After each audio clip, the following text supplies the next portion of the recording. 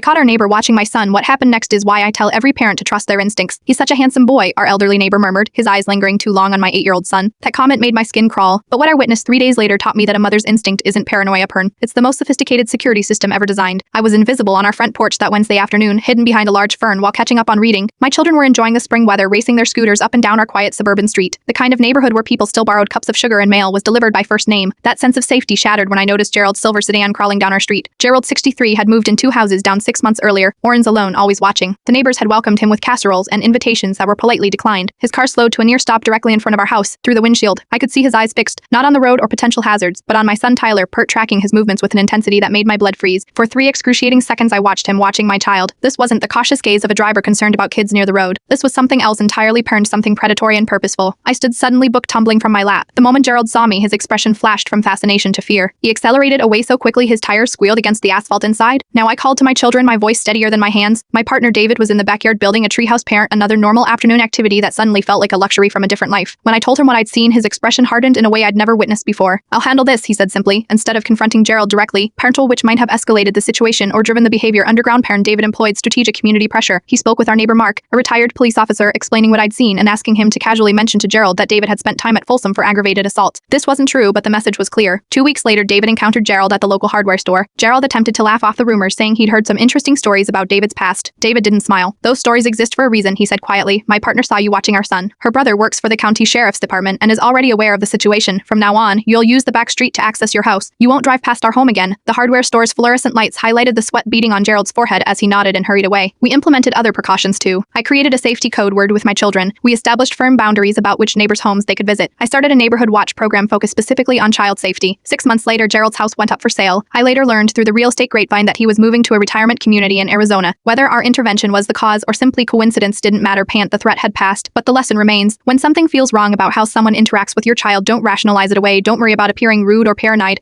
That uncomfortable feeling isn't social anxiety, it's an evolutionary alarm system honed over thousands of generations to protect our young. Last week I was volunteering at Tyler's school when another parent mentioned feeling uneasy about how a delivery person had interacted with her daughter. But I am probably overreacting, she added with an embarrassed laugh. You are not, I told her firmly. That feeling has a purpose. Listen to it. The most dangerous words any parent can say are I am sure it's nothing, because sometimes that nothing is actually everything. Tear the difference between safety and something unthinkable. Trust your instincts, they're speaking a language older than words.